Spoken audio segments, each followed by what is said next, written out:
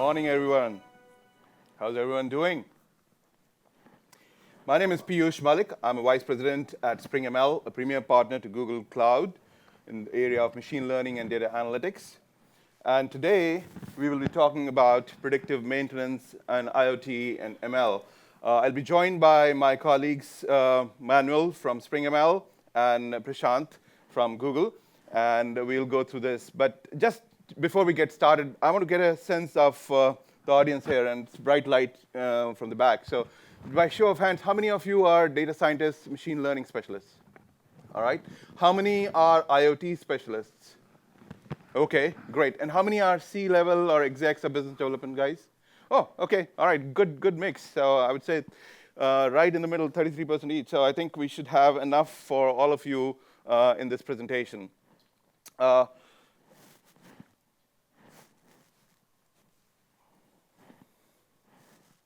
Good to advance.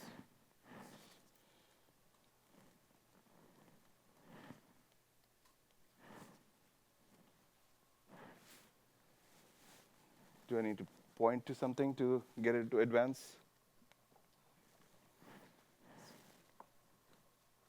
It's not advancing. So while the clicker gets to work, so predictive maintenance and IoT.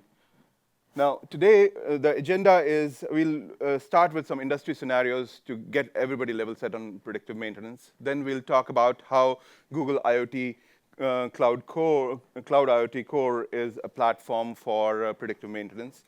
Then we will come to the specific demo that we've got for oil and gas industry, a solution that we've built using these components. And thirdly, we will come to a client case where we will talk about how we've done something like this and how we can put to practice. And finally, we'll get to the future and what lies ahead. OK? All right. So this is the agenda that we went through. The clicker is not working. All right. OK. So in the area of asset management, no? OK. All right. Just by show of hands, how many of you think this hypothesis is true? Everything needs maintenance. All right? OK. Good. Hold that thought, and we'll come back to it. Now, typically in industry, heavy equipment has a lifespan of anywhere between 30 to 60 years, right? But and it's very difficult to replace these equipment. But if the breakdown happens, it leads to loss of productivity, loss of profits, and so on and so forth. Now, how do you avoid this costly downtime? Of course, you'll say maintenance. Now, another thing that managers deal in manufacturing is operational equipment efficiency. And the legacy industry assets are, have been in practice for 30, 40 years. Now, there are techniques that have been followed till now, which are time-based. And they basically use statistics from the past runs. And they compile those and make a best guess at how to prevent the problems. Now, let's take a couple of industry scenarios. I'm assuming all of you travel by air, right? Now, can someone tell me how many components this particular engine has? This is a Boeing 747. Any guesses out there? Shout it out. Very close. So about 25,000. And this particular engine, this particular flight, typically generates a terabyte of data per flight. Now, there are sensors in all these 25,000 components in the engine. And if they could talk to each other, and if those sensors could be analyzed, that is the heartbeat that we need to listen to, and we need to avoid catastrophic situations. And of course, I don't know about you, but I have spent many hours sitting on the tarmac waiting for the maintenance person to come and fix the problem in the aircraft. I'm sure many of you can relate to it as well. Let's move on to an oil and gas production rig. I mean, these are massive equipment, whether it's at land or in the ocean. They need to have some goals to meet production output, as well as it needs to be safe operations. So human lives are at stake, and environmental regulations are also important. So each of these rigs also has about 30,000 components. But today, less than 1% of that data is being used to make decisions. We need to change that. Let's move to manufacturing industry. Same scenario, a lot of complex operations, a lot of components. Now, these automation, and as we are getting into the world of robotics and increased automation, this scenario will be even more important. You cannot afford to have a manufacturing line stop in between. So the best way is to optimize this by keeping workers safe and avoid costly shutdowns and prevent disruption. So again, maintenance is key. So having established that, we did some study of various analysts and various industry bodies, and this is what they found. About 40% of preventive maintenance costs are spent on assets with negligible impact on uptime. 30% of preventive maintenance are carried out too frequently, which are not needed, and 45% of maintenance efforts are ineffective. What does this tell us? This tells us that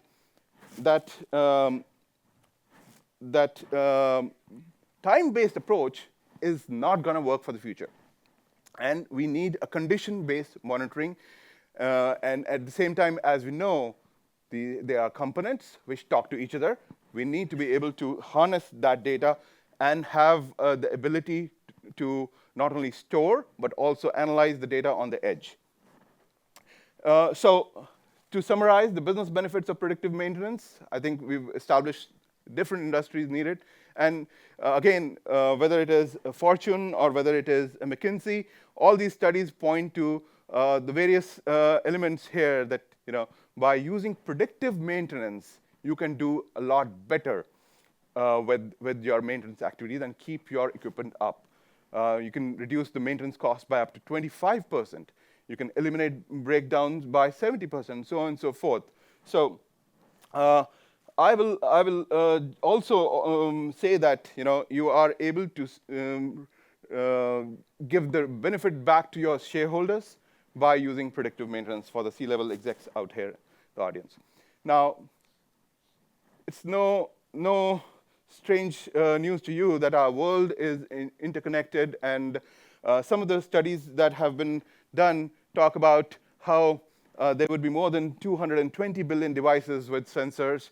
Gartner says 20.4 billion devices are connected today, and by 2020, there'll be 50 billion devices.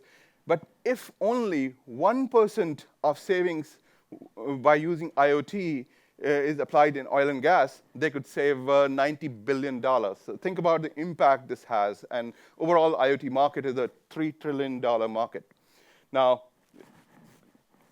this is a perfect segue into talking about Cloud IoT Core. This is a product which is a fully managed platform for producing insights from sensors coming from at a very rapid pace, hundreds of thousands of events happening in real time. We are able to analyze that using GCP and specifically Cloud IoT Core. And using predictive techniques as opposed to time-based maintenance can definitely result in savings as well as the safety of the operators. And there are certain features here I want to mention here. There are two components. There's a device gateway, and there are ability to process this data in real time. And there are some more features that Google today announced. So for that, I would like to invite Prashant on stage to talk about them. Prashant. Thanks, Piyush. Hi, my name is Prashant Dhingra. I work as a machine learning lead at Google. Like as Piyush mentioned, Cloud IoT Core is a fully managed service. This is an entry point to ingest data from Cloud IoT, and then you can apply machine learning or data processing component. However, there is a need to do data processing where the data exists, which is on the edge. So there is a research from IDC that 40% of the data needs to be processed where it started, originated from. And there are 6 billion devices get added every day. So there are a number of reasons why you need to process data at the edge. So latency and bandwidth is the primary reason. For example, if you are doing fraud detection on a credit card, you want to determine the fraud as someone is swiping the card. So there is no time left to take the data from credit card and take it to the edge, take it to the cloud, and then do the prediction. So there is a latency requirement in many scenarios where it is important to do the prediction at the edge. Similarly, if you have a data in machinery or in aircraft and ship, sometimes there are latency requirements that require immediate action.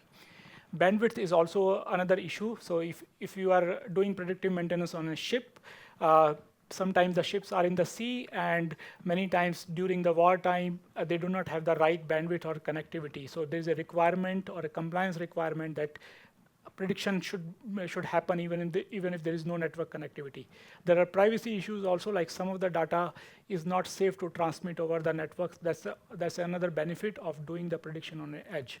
And as I mentioned, like connectivity might be an issue, like when in a machinery, the machines are not always connected, ships or aircraft are not always connected, and there are cost benefit also. If you can do the prediction on an edge, you can save sending all the data to a cloud. So these were the driving factors that were that Google took into account, and today they announced ML on edge. So in future, you will be able to do data processing as well as you will be able to like do the machine learning on an edge device. Even before today, there were component availables, but they were not managed component. For example, there's a component called TensorFlow Lite that takes your machine learning model. You can compress the machine learning model and make it smaller, and you can deploy it on an edge device. So even today, you can do it, but from tomorrow onward, it will become much easier for you because there will be a managed service, and that managed service is called Cloud IoT Edge. It has two pieces. It has Edge ML and it has Edge IoT Core.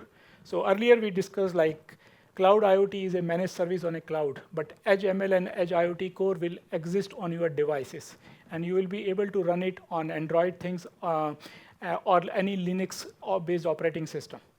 So you might have also heard about Edge TPUs. So I just wanted to call out the difference between the two. Edge TPU is a chip-based hardware device, and a Cloud IoT Edge is a software stack. So they work together. So in a Cloud IoT Edge, you can decide to do data processing or machine learning using CPU, GPUs, or TPUs. So if you have a requirement where you need to use TPUs, you can use Edge TPUs to do prediction on very complex model. So your overall architecture will look like that you will do the Edge ML on a device, and then you will take the data, take it to cloud, you will do the training there on aggregated data, you will build a model and deploy it on various devices. This is a more complex version of the previous ML lifecycle. So which component you will use? You will use Edge ML and Edge IoT Core on a device. Cloud IoT Core is for connectivity of device, and you can use IoT function or PubSub to aggregate the data, or data flow to process the data, and then you can store the data into Bigtable, BigQuery, or and you can, once you have stored the data, you can do training using cloud machine learning. So this will be an end-to-end architecture, and using this, you will be able to build powerful predictive maintenance model, which you can run it on a cloud, as well as you can deploy it on an edge device. That's all, Piyush. All right. Thanks a lot. Thank you, Prashant. This is awesome. I mean, we got the latest information coming out of Google from this morning, and we were able to incorporate during the presentation, so that's awesome. Now, let's talk about a solution that we at SpringML have built using IoT Core and ML, and what is the problem that, again, going back to the predictive maintenance scenario, if somebody has to maintain equipment, they've got to keep spare parts, right? If you have too much of spare parts available, that's like capital bound or wasted capital. You want to optimize on that. And If you don't have the right component available when a machine breakdown happens, then again, there is a loss of productivity. So how do you get around this? And this is a solution we will show how, and we'll give you a demo as well, how it brings it together. So as we have been talking about, sensors in the components in the machines talk. All we have to do is listen to the machines. The machines are telling you when they need help. Not time-based. It's not like your car has an odometer of 10,000 miles and it needs oil change. No, not anymore. Or for that matter, any boat that is traveling in sea and it needs change of an engine because it has run for so many hours. It is the components which look at wear and tear, look at temperature, humidity, and so on and so forth. And this solution brings all of that together using the concept of remaining useful life. And again, we used Cloud IoT Core, and the sensor data was read in a secure fashion in real time. And we executed machine learning model to get predictions. And this is a simplified architecture. It might look a bit, let me just simplify it for you. The gateway, the sensor data comes in, Cloud Pub Sub, which can handle lots of events per second in hundreds of thousands, and it is able to process the data through the pipeline and various components for either storing or doing analytics on the cloud, and it can be deployed for the users there. So with that, of course, this benefit of this solution is it provides deep understanding of your asset performance in real time, and proactive alerts are sent out.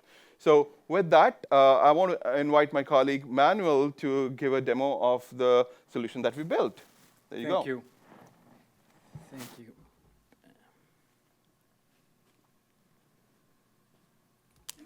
Can you get the slides back, please? Thank you. So I'm going to walk you through a demo we built around the oil refinery industry. And it's to showcase IoT Core and also how it fits in the GCP.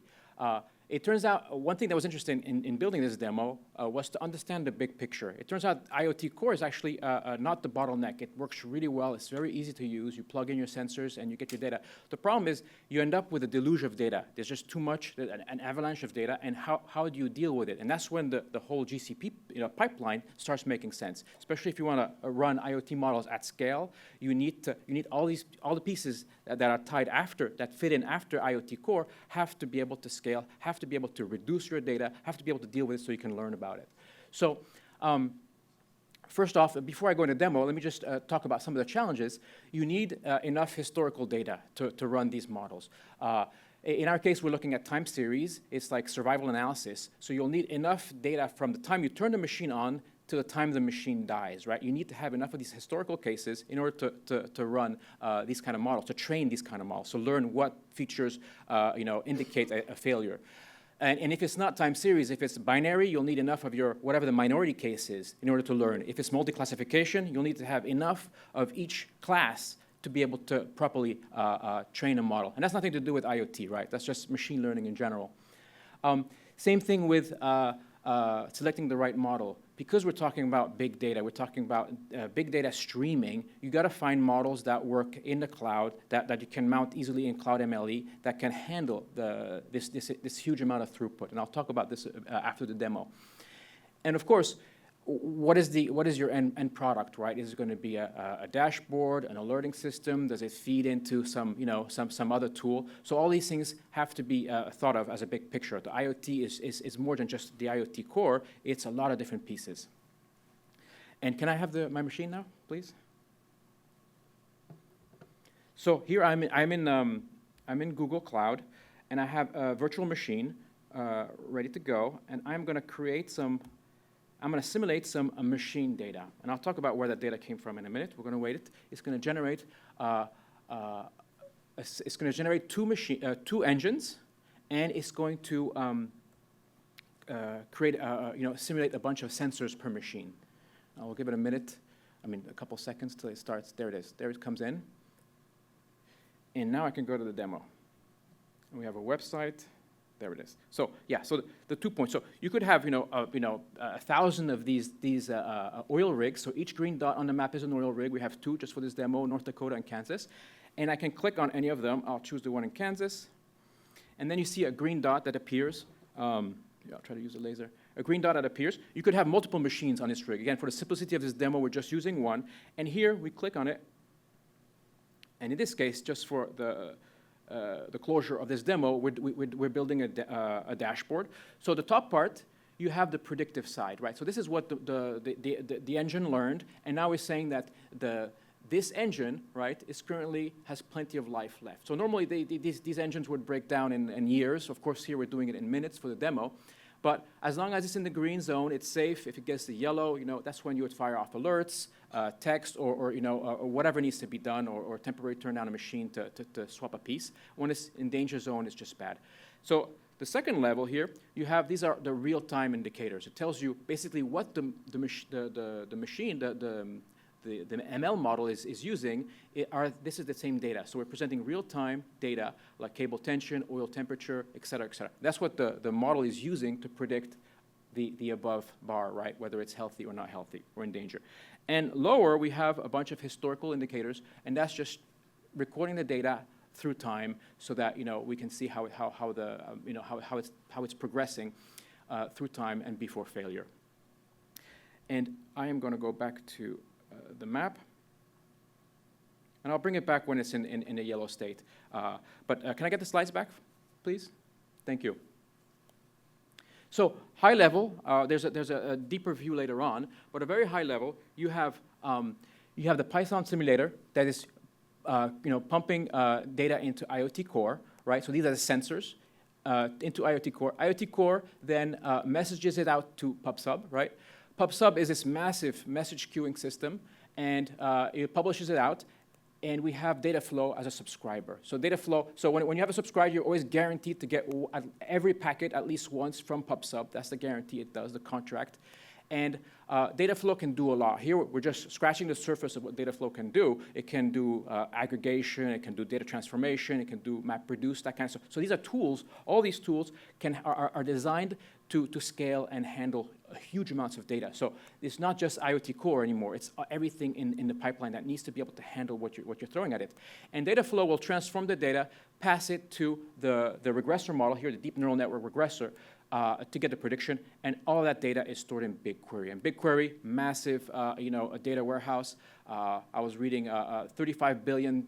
You could query 35 billion rows of data with no indexes in seconds, right? And it's like it's funny because we work a lot with BigQuery, and you're typing select star or select whatever field from, and it just feels like you're querying your local database on your machine. And you're like, whatever, right? It ran, it's good. But in reality, what's happening behind is it could be querying, thousands of machines all around the world, and it just feels like it's like your local machine. So that's a phenomenal tool, great to work with. And I'm going to talk a bit about the data we're using. So we're using this data set called Modular Aero Propulsion System Simulation, MAPS. It's made available, it's open source, made available by NASA. And these are turbofan engines from life to death, and they made that public. So we are basing our data, we're simulating our data based on that, and that was very useful for us because we're talking about real machine data with a series of sensors, and there are 22 in total. And here, you would train your model for IoT just like you would train any other model, right? You'll figure out if your features are significant. You'll figure out variable importance. And for example, in this case, we found a bunch that were not helping the model. We threw them out, and we just kept the ones that were of use, just like you would model anything, any other model. In terms of the models we use, so we tried a whole bunch. This is time series data, so we tried LSTMs. We tried wide and deep regressors, a very popular model that is part of the estimator API. But in the end, the estimator DNN regressor was the simplest, really transparent model, and worked really well. And I'll say a few words here about the estimator API, because this is really huge in TensorFlow. Most of the TensorFlow code you'll see online may not fit easily into Cloud MLE, into the Cloud Machine Learning Engine. And when you're talking about modeling at scale, predicting at scale, you've got to make sure that your model can be distributed to thousands of machines if needs be. So you need to comply with the way Cloud MLE can handle your TensorFlow model. And if you follow the estimator, the API, you'll automatically inherit the classes, the deployment classes, the train and test classes, all these things. And even if you want to do a more complex, it does have a bunch of built-in models like DNN regressor and the wide and deep. But if you need to do really complex custom models, you can still inherit from the base class of TF Estimator, and you will benefit from the exact functions you need to be able to deploy it to the cloud. So can I have my machine back for a minute, please? So just want to highlight that, right? So now both of these machines are in alert state. So this would be when you would start sending out SMSs, text, update dashboards, fire off alarms. Can I have the slides back, please? And eventually they'll turn to red, but I think I don't need to be late on that. And I'll talk about the scoring in a minute, so I'm going to leave that one. So here is how you would call this regressor model, part of the estimator API. It's super simple, right? You just call it, and really all you need really is just give it your hidden units, right? And even I think it will default to hidden units for you. But you can say how many hidden layers you want, the sizes you want. Here we're calling in the optimizer. You don't even have to do that if you don't want to, but it's nice because you can pass it your L1 and your learning rate, right? But you wouldn't even need to do that. So that permits you to not worry too much about mucking around with this stuff and think about what your business use case is, what's really important, right? Because these things work, they're well done, you can trust them, and they do expose a series of parameters that you need, but you don't have to worry too much about the rest. And this really frees us to kind of say, okay, we know it's from the estimator API, it's going to be able to be mounted in Cloud MLE, fine, and you can move on and think about what your business is all about. In terms of score, I'm going to just briefly talk about this. We got a root mean squared error of 45. That means there's about 350 on average cycles per engine in our demo data, and that means we're correct. We're plus or minus correct on 45 cycles. And Prashant was just telling me that they worked on this model and this data set more, and they even got it down to 5. So more feature engineering, more you can work this number a lot lower. But this was in line with the papers on that data set we saw, so we were satisfied just for the demo's sake. Okay, so here's a more precise schema of the model. So you see the Python is passing the simulated data to the IoT Core. IoT Core is passing it to PubSub. PubSub is passing it to Dataflow. So this is where we see more precision than the other chart I was showing you before. Dataflow can do a lot of things. It can be like your data manager, your choreographer here in this case. So it's doing multiple things. It's preparing the data so that you can pass it to the DNN regressor model, which is mounted in Google Cloud through Cloud MLE. And it's also, so this is the prediction, and it's also passing the real-time data to BigQuery. BigQuery, as I mentioned, is an industrial strength data warehouse. It's a bottomless pit. You can just keep throwing data at it. It will just distribute in the background. So that's when you start seeing these more sophisticated models, right? It's no more you have one model yielding a prediction. Now you have, many models, and you could have many models, many different processes handling the data, and the output is everything, right? It's going to be BigQuery is going to give our visualization layer, that dashboard I was showing you, is going to give the prediction. That was the top part. It's also going to give the real-time data, right? So because we're pumping all the data into BigQuery, you just take whatever features you have, the latest timestamp, and those are your real-time values for your features of whatever machine you're looking at. And also historical data, right? Because you can, and all that can be queried in BigQuery. So BigQuery is actually yielding 3 different values: the predictions, the current values, and the historical data. So pretty powerful tool, very easy to work with. And in terms of training, I'll close this by saying a few things. If an engine is going to break down on average every 3 years, right? Maybe every 6 months you could retrain, right? If the model you feel is drifting. You could also build some continuous, like online modeling, where it's continually, reassessing the data. The only caveat, and something that we all have to think about when we're building these models, is if you retrain on a model where you have done something on, right, you have taken action on a prediction, your data becomes tainted. Not tainted, but it's just different, right? So you really need to segregate what data you have taken an action on because of a prediction from your model versus what was left alone. So if you're doing another round, you probably would have to do 2 separate models, right? Or just choose which one you want to work with. And this is just quick recap over the what we saw. So this is a healthy machine. Everything looks like it's in the green. We have the historical values. And now here we have it is broken, right? It's in the danger zone. And we can see we have some extremes. And that's what the model would use. There is, we saw there was 17 features, so there are more than just those 4. And that's it. I'm going to pass it back to Piyush. Let me go back. Oh, this is good. Good. Thank you, Manuel. So hopefully you got a sense of how we build the solution. Now, coming to real-life client projects, obviously, as I told you, SpringML is an application provider and a specialized partner to Google in machine learning and data analytics. So this is how we execute projects with client problems. Essentially, we want to make sure we understand the business problem, so we heavily partner with the clients.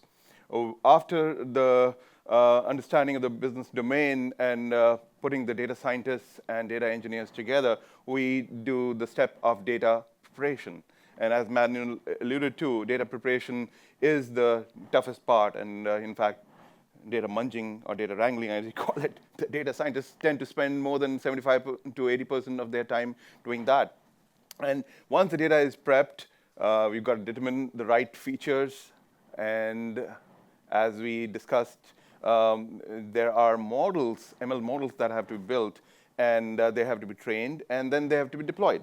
So to do this and bring to life, I will talk about a real client case.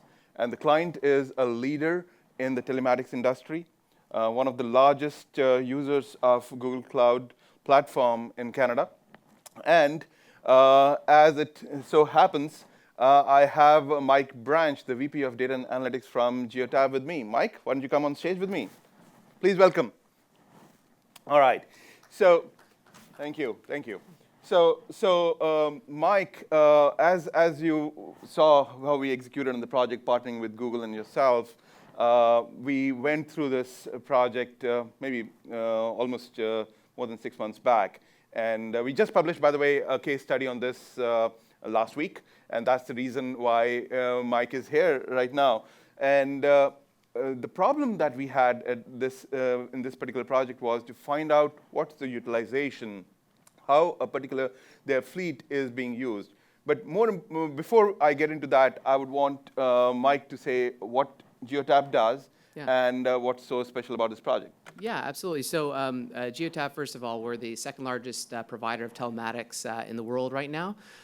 So we track about 1.2 million commercial vehicles, and the raw data that's coming into our ecosystem is about 3 billion raw records on a daily basis.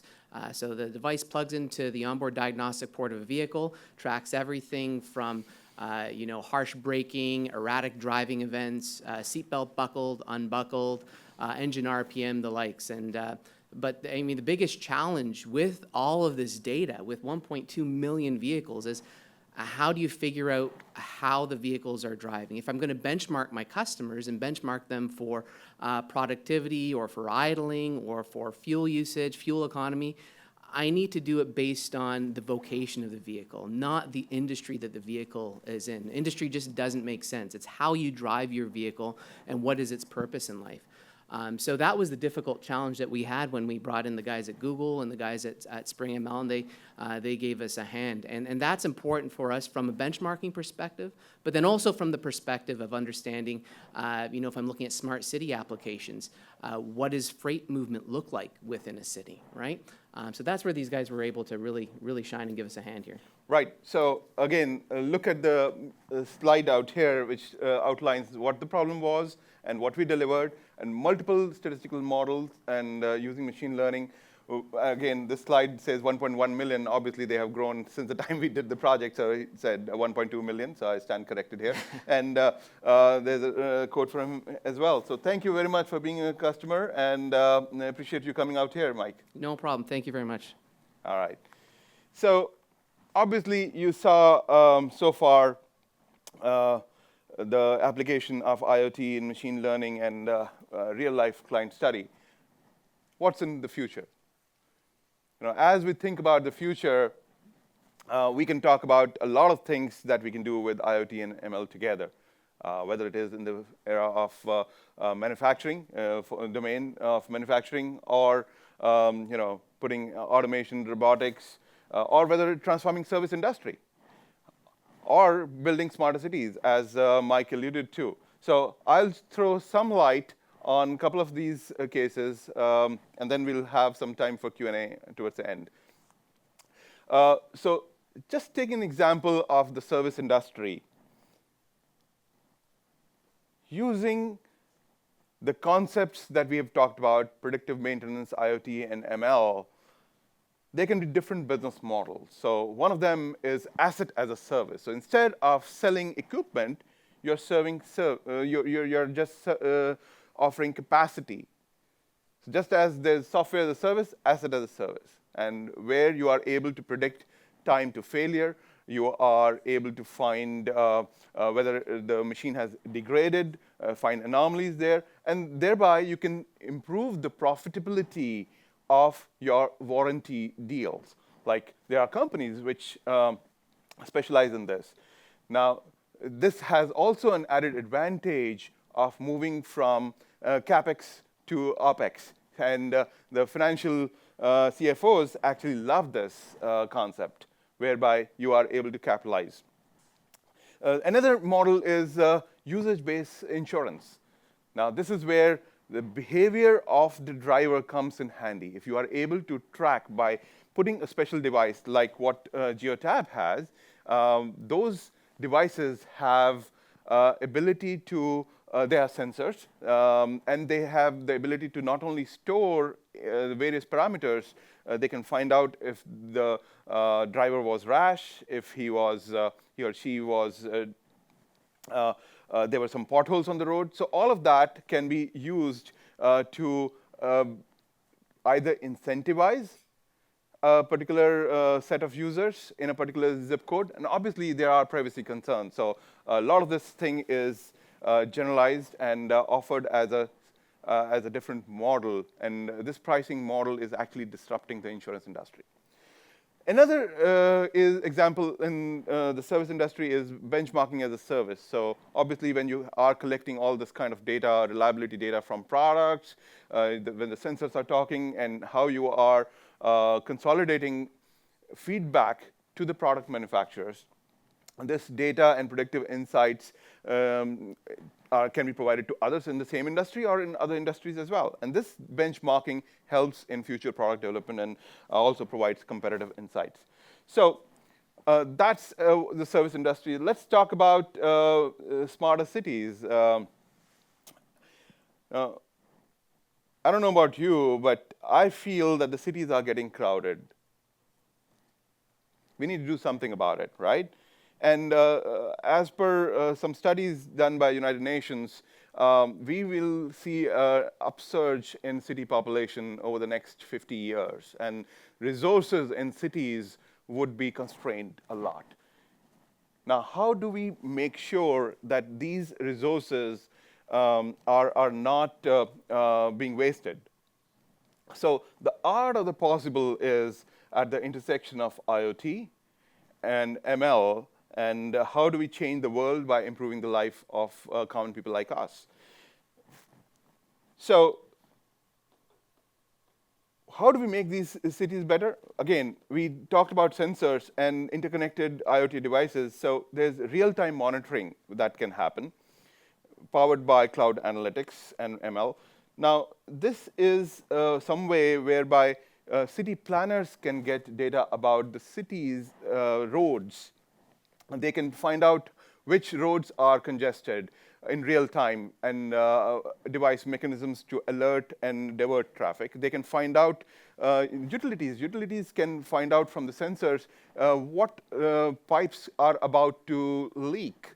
And thereby, instead of fixing the problem, you can send preventive crews ahead of time, so on and so forth. So structural health is covered. There is fire safety things, and also about air pollution. So all in all, this is something which we are very passionate about. And our client here, Geotab, is also venturing into smarter cities. So I hope this presentation has given you an idea of the potential of predictive maintenance, the industry examples, and the demo we showed give you a bird's eye view of how IoT sensor data can be used with machine learning and how they are using it today. And they are looking at building the better world with smarter manufacturing, smarter services, and smarter cities.